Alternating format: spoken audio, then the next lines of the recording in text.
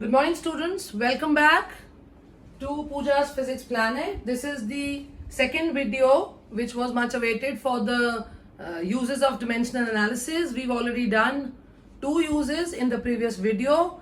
If you've not watched it, go to the description. I've sent the link in that. And continuing with that, we start.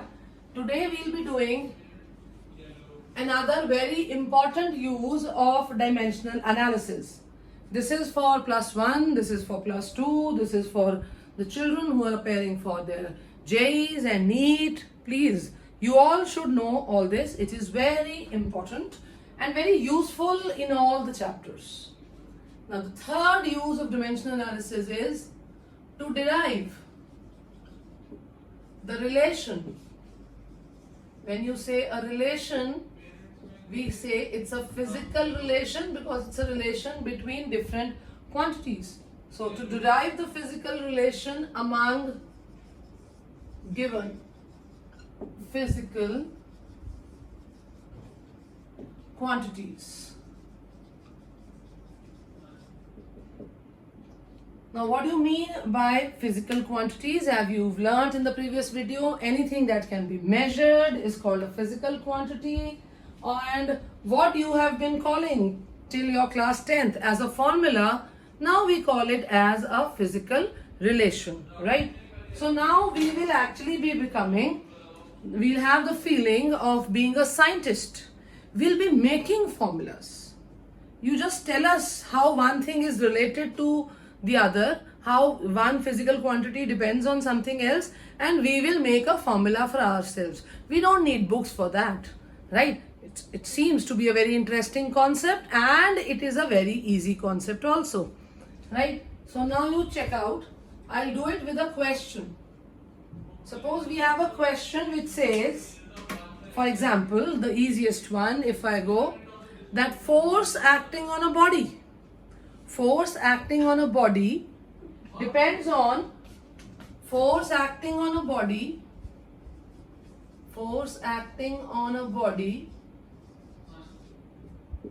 may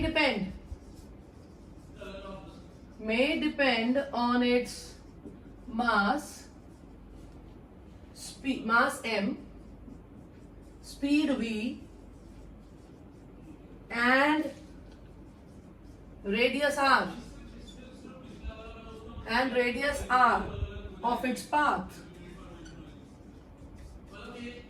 You're given this statement that force acting on a body may depend on its mass, it may depend on its speed, and it may depend on the radius of its path, right? And how do we derive this? We don't know whether they are directly proportional or they're inversely proportional, or whether it is depending on it or not, or whether it is proportional to the square power or the cube power or -2 power. We don't know anything. So what to do? The only thing is the force may depend on. So if the force may depend on, I can write F, the force. It may depend on the mass, but I don't know the speed V and the radius R. But are they actually directly proportional? Is force depending on their one power? No. It says it only depends and it may depend.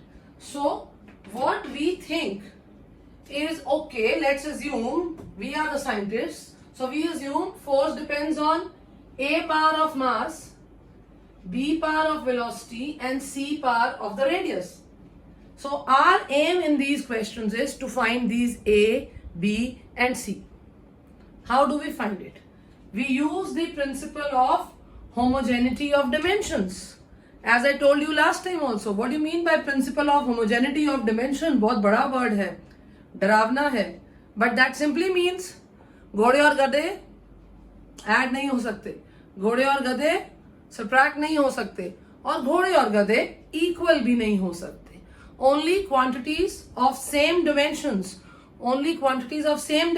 can be added, subtracted or equated. वही principle हम यहाँ apply कर देंगे. So I can say F is equal to some proportionality constant. याद रखिए, this is dimensionless, right? So it depends on M, V, R with their different powers which I have to find. My aim is to find this ABC. Now the principle of homogeneity says there's one term on the left, that is the force. The dimensions of this force should be equal to the dimension of this whole term because this is one term. What are the dimensions of force? We'll put the dimensions. What are the dimensions of force? As you must have learnt. That is M1 L1 T minus 2. Mass into acceleration. Mass into acceleration is equal to. Now K is dimensionless. So forget about it. छोड़ो इसको. Mass. Mass has dimension M1. Speed has dimension, metre per second unit होता है. तो dimension क्या होगा? LT minus 1. Radius length होती है. बच्चे ऐसे ही लिखते हैं and they start doing it. I don't know what, doing what. Why? Because कुछ तो भूल गए. क्या भूल गए? जो ढूंढना है. क्या ढूंढना है? कैसे डिपेंड करता है? A पर, B पर, C पर. ये तो ढूंढने हैं. बस इतना ही करना है. सबकी डायमेंशंस लिखिए. अननोन पावर्स हैं. You need to find it out. So how will you find it out? M1 L1 T minus 2 is equal to, dimensionally, how many masses? How many masses on this side? Not 1. It is 1 into A is A. How many lengths on this side? Not 1. 1 into B becomes B and 1 into C becomes C, and when bases are same, powers are added. How many powers of time? Minus 1? No. Minus 1 into B. Minus B. So now what I will do? This whole term on the right and this whole term on the left, they should have same dimensions because they are equal. This is principle of homogeneity of dimensions. बहुत बड़ी term है बेटा.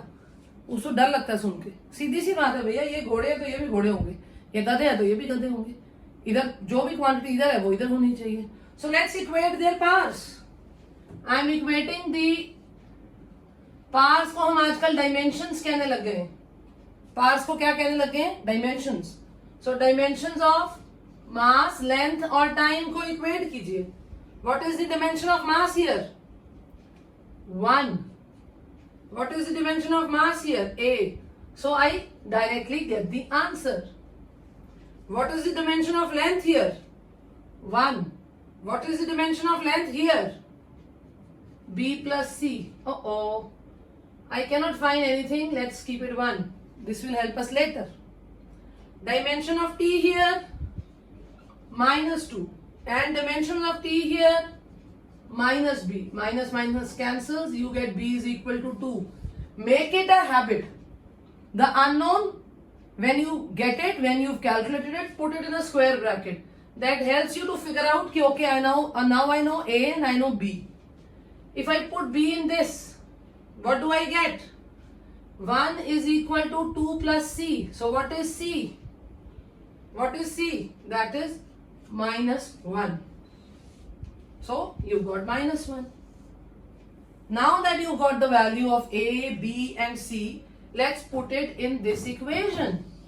This was the formula we were trying to make. So what do you get? F is equal to K. M, what is the power of M? A, how much is A? 1. What is the power of V? B, how much is B? 2. What is the power of R? Minus 1. Now this actually does not taste like a formula. ऐसे फॉर्मूले थोड़े ना पढ़ते थे ma'am. किसी की power -1 तो कभी आती नहीं है. तो ना सही थोड़ा स्मार्ट कर लो इसको. रीअरेंज कर लो. देखो. Can I write it as K mv square by R? You got a formula. You got a formula. How simple. He just told you it may depend on mass, may depend on speed, may depend on radius. So whatever he says, you say okay. F depends on some power of mass, some power of with speed and some power of radius. Put their dimensions equate the two, make equations, get your answer. Done it? Great. Now, coming to the next use that we have, that's an interesting use. You've been doing it since your childhood. That is to convert from one system of unit to another. To convert from one system of unit to another. Now to convert what? To convert a physical quantity. How do you convert a physical quantity from one system of unit to other? When you were in in elementary classes, you were told to convert meters into centimeters. Remember, length could be converted from meter into centimeter or millimeters. Kilograms into grams was the mass conversion. Hours and seconds was the time conversion. But remember, when you convert from one system to another, the physical quantity does not change. If it is a particular length, the length remains the same, only how you talk about it is different. Remember, every physical quantity x, any physical quantity x is always represented as, nu. Any physical quantity is always represented as nu, where u is the unit and n is the numeric value. For example, you say length 5 meters or you say mass 10 kg. So every physical quantity has a unit and its numeric value. But same physical quantity can be expressed in various different units. For example, for 10 kg, you can say 10 into 1000 grams. 5 meters, you can say it is 500 centimeters. But the length, particular length remains the same. That's your language that is changing. So can I say any quantity can be written as N1U1 or it can be written as N2U2. For example, 5 meter length can be written as 500 centimeters. Right?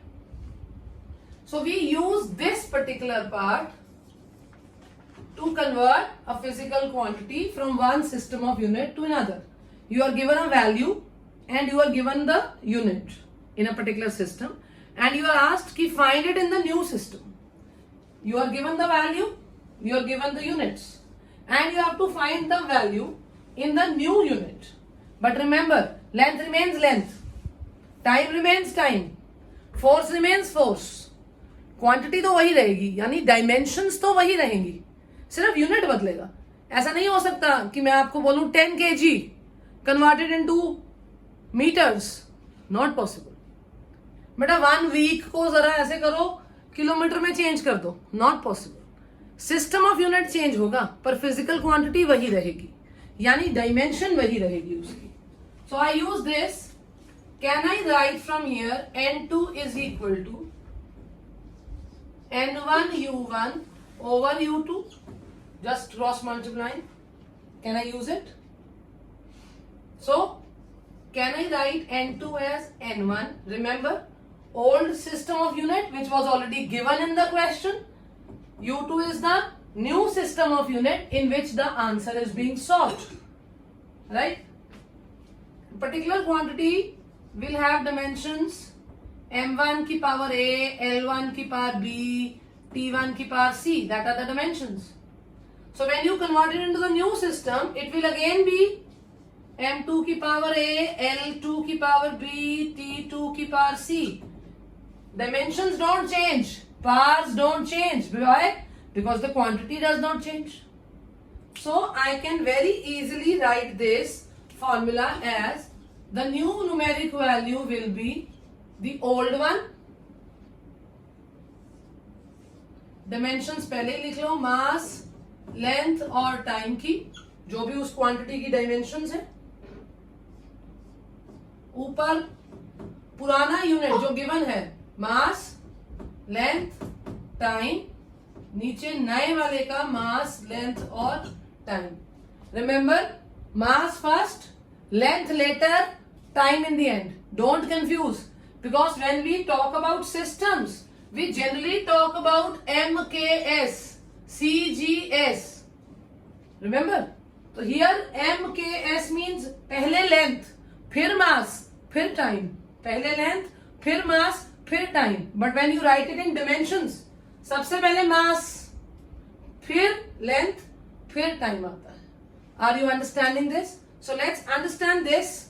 Remember this formula, and now we'll understand this using a question. Let's do it with the help of an example. For example, the question is, convert universal gravitational constant.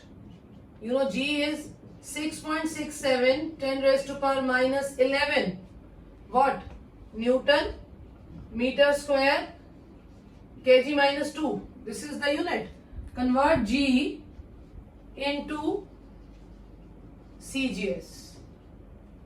So there should be 2-3 things that you should understand. पहली बात, हमें universal gravitational constant की dimension आनी चाहिए. दूसरी बात, जो value दी है वो ये जो यूनिट्स हैं ये कौन सा सिस्टम है. ये सिस्टम हमारा जनरल वेरी इजी सिस्टम है. ये SI है, या SI क्या होता है? MKS का बड़ा भाई.